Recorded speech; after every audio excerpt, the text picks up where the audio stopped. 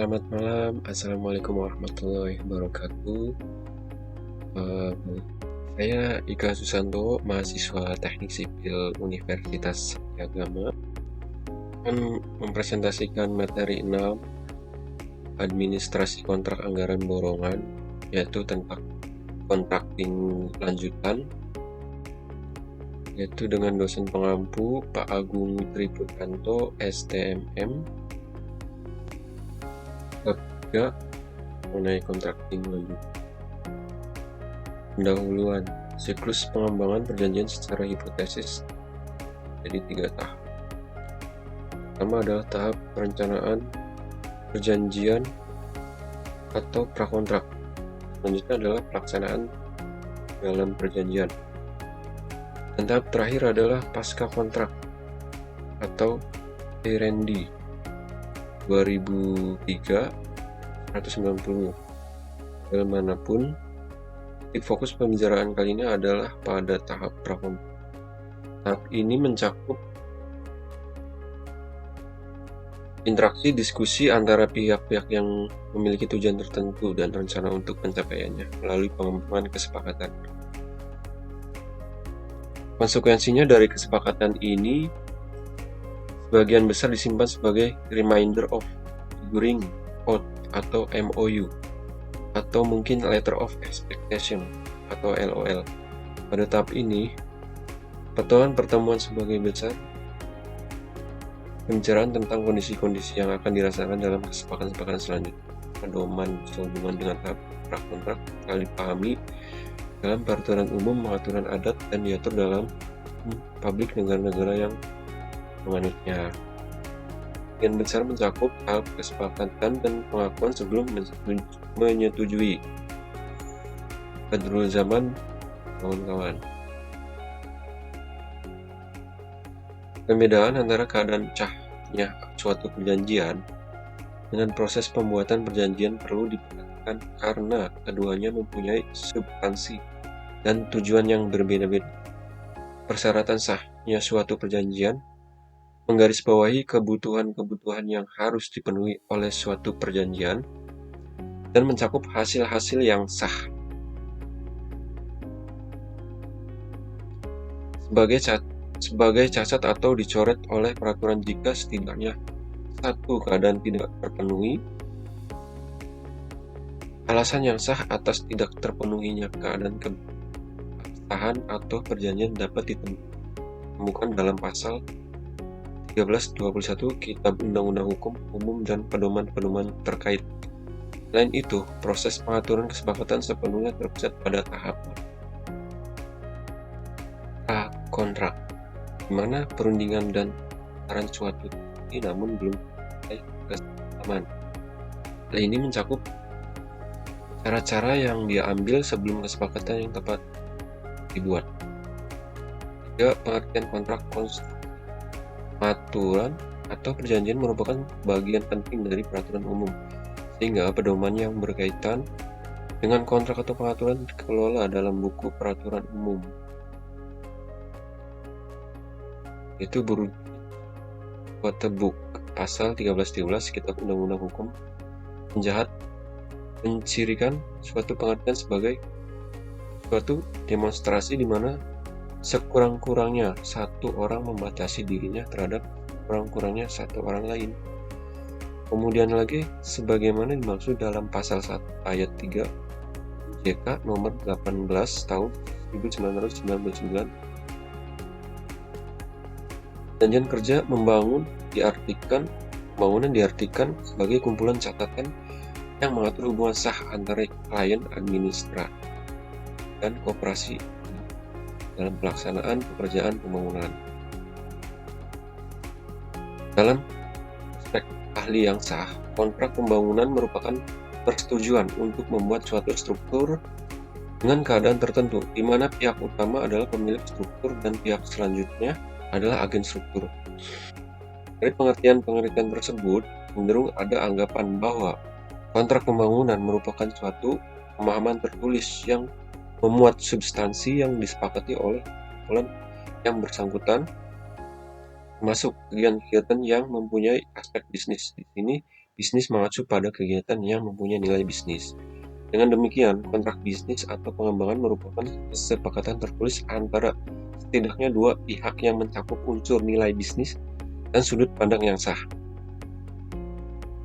Kontrak-kontrak yang memuat pokok-pokok kesepakatan antara para pihak dalam melakukan usaha di bidang pengembangan tidak dibuat secara tiba-tiba.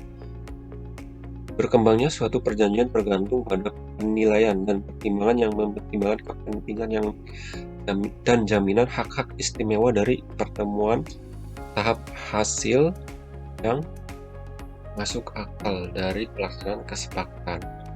Pada dasarnya, setiap perjanjian pada umumnya mengandung dua komponen yang saling bertentangan, yaitu pintu terbuka atau kebebasan, di mana pintu terbuka yang berharga dapat berubah menjadi hak istimewa, dan bahaya atau komitmen, di mana bahaya dapat berubah menjadi komitmen.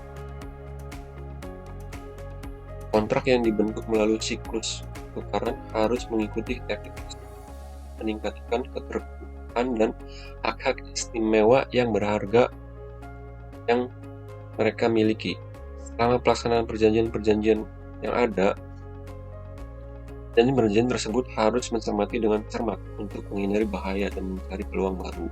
Oleh karena itu, pada umumnya perjanjian merupakan suatu kesepahaman yang bermula dari kesepakatan bersama antara dua pihak satu dan pihak dua, yang mempunyai nilai sah. Sementara itu, perjanjian pembangunan merupakan persetujuan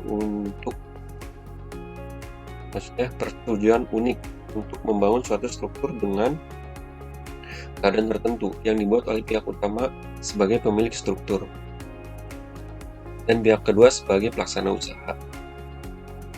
3. Dokumen kontrak. Dalam perjanjian pembangunan atau kesepahaman antara klien administrasi dan koperasi spesialis, terdapat berbagai catatan yang saling melengkapi dan umumnya disebut sebagai laporan perjanjian.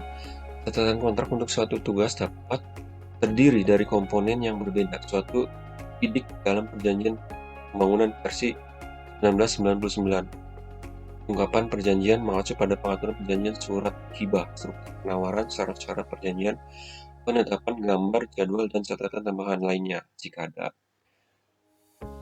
Yang dicatat dalam perjanjian pemahaman atau surat pemberian tugas. Laporan perjanjian meliputi 1. Perjanjian kontrak. 2. Surat penerimaan atau pemberian proyek. 3. Formulir atau surat penawaran. 4. Syarat-syarat kontrak. 5. Spesifikasi. 6. Gambar-gambar. 7. Jadwal pelaksanaan. 8. Lampiran pada penawaran. 9. Rincian harga dan jadwal pekerjaan harian. 10. Serta berbagai dokumen lain yang dimasukkan dalam perjanjian kontrak. Catatan perjanjian yang memerlukan pertimbangan khusus adalah negara-negara perjanjian. Karena dalam laporan ini terdapat ketentuan-ketentuan yang menjadi pedoman yang ditetapkan oleh semua pihak yang terlibat dalam kesepakatan tersebut. Persyaratan kontrak mencakup standar yang menentukan kebebasan dan komitmen masing-masing pihak, melibatkan pihak luar yang terlibat dalam pemahaman tersebut, dan berisi persyaratan, kewajiban, larangan, dan persetujuan yang berlaku untuk semua pertemuan. Oleh karena itu, rincian perjanjian dapat dianggap sebagai pusat pemahaman yang mengikat secara hukum, sementara laporan yang berbeda bertindak sebagai catatan pendukung yang melengkapi perjanjian tersebut. Dengan kata lain, manajemen syarat-syarat kontrak menjadi fokus utama dalam menjalankan administrasi kontrak. 3.2 Format standar kontrak. Pada saat ini di Indonesia, sektor konstruksi belum memiliki format atau model kontrak yang menjadi standar yang dapat dijadikan sebagai panduan dalam perjanjian antara pemilik proyek dan kontraktor. Meskipun demikian, secara umum, setiap kontrak memiliki kecenderungan untuk terdiri dari dua bagian utama. Kontraktor 2020. Bagian 1. Pertama, bagian ini memuat ketentuan-ketentuan yang berlaku secara umum untuk berbagai jenis proyek dan dikenal sebagai klausul umum perjanjian, di mana dalamnya tercakup definisi kunci terkait dengan kontrak pemilik dan elemen-elemen lainnya. 2. Bagian ini berisi ketentuan-ketentuan spesifik yang diperlukan untuk proyek tertentu dan dikenal sebagai klausul khusus perjanjian. Bagian ini mencakup informasi terkait ruang lingkup pekerjaan, nilai kontrak, jadwal pelaksanaan, metode kerja, persyaratan laboratorium, dan aspek-aspek lainnya yang terkait dengan proyek-proyek yang sedang dilaksanakan. Ya, bagian penutup terdiri dari beberapa sub-bagian seperti pernyataan ulang mengenai kewajiban untuk mematuhi isi kontrak, lokasi penandatanganan, dan lampiran. Kan tidak ada format kontrak yang standar di Indonesia, terutama untuk proyek-proyek besar yang didanai oleh pihak swasta nasional atau internasional atau pemerintah. Selain kali ditetapkan format standar kontrak internasional, ini mencakup penerapan format standar kontrak FIDIC dan format standar kontrak DCT yang telah menjadi acuan umum dalam industri konstruksi. Poin 3, pentingnya administrasi kontrak. Administrasi kontrak juga dikenal sebagai pengelolaan kontrak atau manajemen kontrak. Merupakan serangkaian tindakan yang bertujuan memantau dan memastikan bahwa semua peraturan yang tercantum dalam dokumen kontrak diikuti dan dilaksanakan dengan benar sesuai yang telah ditetapkan. Tujuannya adalah untuk memastikan bahwa semua hak yang dimiliki oleh pihak yang terlibat dalam kontrak, baik yang eksplisit maupun yang tersirat. Tujuan utamanya adalah memastikan bahwa semua persyaratan telah dipenuhi dengan baik dan bahwa setiap kewajiban dijalankan dengan sempurna. Untuk mencapai target ini, perlu dilakukan pemeriksaan teliti terhadap isi dokumen kontrak, terutama pada bagian yang berhubungan dengan syarat-syarat perjanjian. Ini melibatkan syaratan, larangan, tanggung jawab, hak, dan kewajiban dari setiap pihak yang terlibat dalam perjanjian yang telah disetujui. Administrasi kontrak yang efisien melibatkan sejumlah kegiatan termasuk 1. Menyusun daftar periksa atau checklist yang mencakup semua ketentuan dalam syarat-syarat perjanjian dengan mengelompokkannya berdasarkan jenisnya. Ini melibatkan sekelompok klausul umum yang memberikan penjelasan, menetapkan persyaratan, menetapkan larangan, dan menentukan tanggung jawab. Sekelompok klausul yang menguraikan hak-hak masing-masing pihak, serta sekelompok klausul yang mengatur kewajiban masing-masing pihak. Mencatat semua peristiwa atau keadaan selama melaksanakan kontrak atau proper documentation. Dia menyiapkan data teknis dan administrasi sebagai dukungan untuk memperoleh hak-hak baik yang bersifat langsung maupun tidak langsung. 3. Poin 4. Pasal-pasal penting dalam kontrak. Dari pengalaman yang ada, terdapat beberapa ketentuan dalam kontrak yang kerap menjadi sumber timbulnya perselisihan atau dispute antar pemilik proyek dan kontraktor. Oleh karena itu, menjadi krusial untuk memberikan perhatian khusus pada ketentuan-ketentuan tersebut. Pada tahap penyusunan kontrak sebelumnya, dokumen tersebut diresmikan dengan tanda tangan. Dalam tulisan ini, kita akan mengidentifikasi ketentuan-ketentuan kunci dalam kontrak sebagai berikut. 1. Ruang lingkup pekerjaan. Menguraikan detail pekerjaan yang dimasukkan dalam kontrak. 2.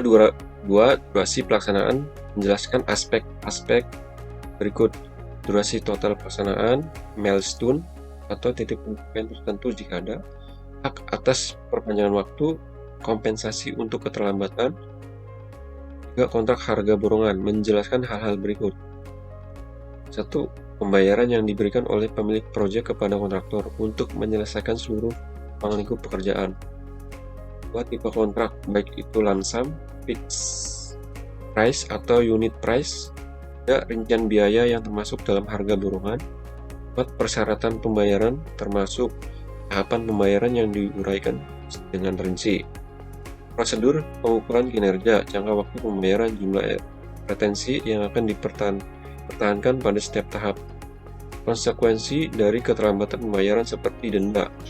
5. Pekerjaan tambahan atau pengurangan, mencakup definisi pekerjaan tambahan atau pengurangan, dasar pelaksanaan pekerjaan tambahan atau pengurangan, termasuk persetujuan yang diperlukan, dampak pekerjaan tambahan atau pengurangan terhadap harga borongan, dampak pekerjaan tambahan atau pengurangan terhadap durasi pelaksanaan, metode pembayaran untuk pekerjaan tambahan atau pengurangan, pengakhiran perjanjian melibatkan faktor-faktor yang dapat menyebabkan pengakhiran perjanjian. Hak untuk mengakhiri perjanjian, konsekuensi dari pengakhiran perjanjian. Dalam hal ini, ketentuan di atas adalah aspek penting dalam kontrak yang perlu diperhatikan dengan cermat untuk mencegah potensi konflik atau ketidaksepahaman selama pelaksanaan proyek tersebut. 3.5 Tahapan proyek. Terkadang, bagi pelaku pengadaan barang dan jasa pemerintah, terutama yang tidak memiliki pengetahuan teknis, mendapati diri mereka tiba-tiba diminta untuk menangani atau merencanakan suatu pengadaan pekerjaan konstruksi, bahkan jika itu hanya melibatkan bangunan sederhana dengan 3 lantai misalnya. Secara umum, langkah-langkah proyek konstruksi dapat dikategorikan sebagai berikut. 1. Perencanaan proyek atau planning. 2. Studi kelayakan atau feasibility study. 3. Penjelasan rinci briefing. 4. Perancangan atau desain. 5. Pengadaan atau lelang procurement. 6. Pelaksanaan construction. Pada 3.5.1 tahap perencanaan atau planning, ini melibatkan penentuan kerangka kerja rencana proyek, termasuk pemilihan konsultan atau MK ke perencana untuk mengartikulasikan kebutuhan pemilik, menyusun TOR, melakukan survei, studi kelayakan proyek, memilih desain, merancang skematik, program, anggaran, dan pendanaan merupakan tahap pengelolaan briefing, studi, evaluasi, dan program yang mencakup aspek-aspek teknis, ekonomis, lingkungan, dan lain sebagainya. Hasil dari tahap ini melibatkan laporan survei, studi kelayakan, program dan anggaran, TOR, term of reference, rencana induk, master plan. 5.2 Studi kelayakan atau feasibility study. Bagian dari tahap ini adalah meyakinkan pemilik proyek bahwa proyek konstruksi yang diusulkan layak untuk diimplementasikan, melibatkan aspek perencanaan dan perancangan, aspek ekonomi, biaya dan sumber pendanaan, dan aspek lingkungan. Kegiatan pada tahap studi kelayakan mencakup 1. Penyusunan rencana proyek secara kasar dan estimasi biaya yang diperlukan. Perkiraan manfaat dari pelaksanaan proyek, termasuk manfaat langsung, ekonomis, dan tidak langsung, sosial. Analisis kelayakan proyek, baik dari segi ekonomi maupun finansial. Analisis potensi dampak lingkungan akibat pelaksanaan proyek. 3.5.3 Tahap penjelasan atau briefing. Tahap penjelasan persetujuan untuk memberikan pemilik proyek kesempatan menjelaskan tujuan dan anggaran proyek yang disetujui agar konsultan perencanaan dapat memahami dengan tepat keinginan pemilik dan menyusun perkiraan biaya yang sesuai. Kegiatan pada tahap ini melibatkan menyusun rencana kerja dan menunjukkan perencanaan serta tenaga ahli yang diperlukan. Mempertimbangkan kebutuhan pemakai, kondisi lokal dan lapangan, perencanaan desain, taksiran biaya, dan persyaratan mutu. Menyiapkan ruang lingkup kerja, jadwal waktu, perkiraan biaya, dan implikasinya, serta rencana pelaksanaan. Menyiapkan sketsa dengan skala tertentu yang menggambarkan denah dan batas-batas proyek. 3.5.4 Tahap desain atau perencanaan. Tahap perencanaan terdiri dari 2 sub-tahap, yaitu tahap pradesain, preliminary design, dan subtahap pengembangan desain, development design, atau detail design.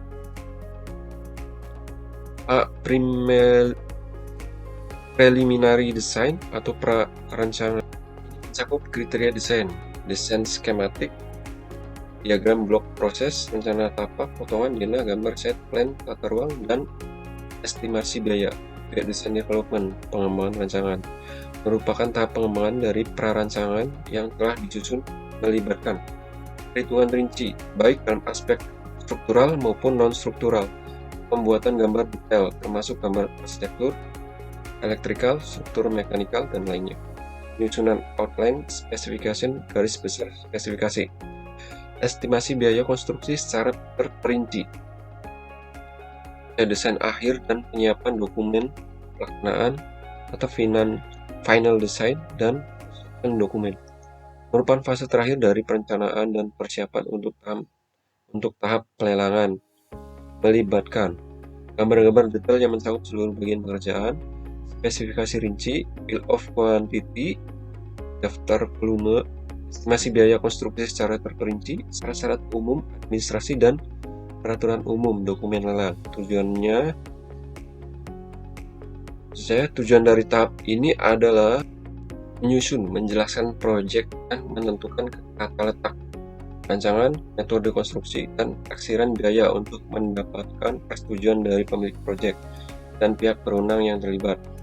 Menyiapkan informasi pelaksanaan yang diperlukan, termasuk gambar rencana dan spesifikasi. Kita melengkapi semua dokumen tender.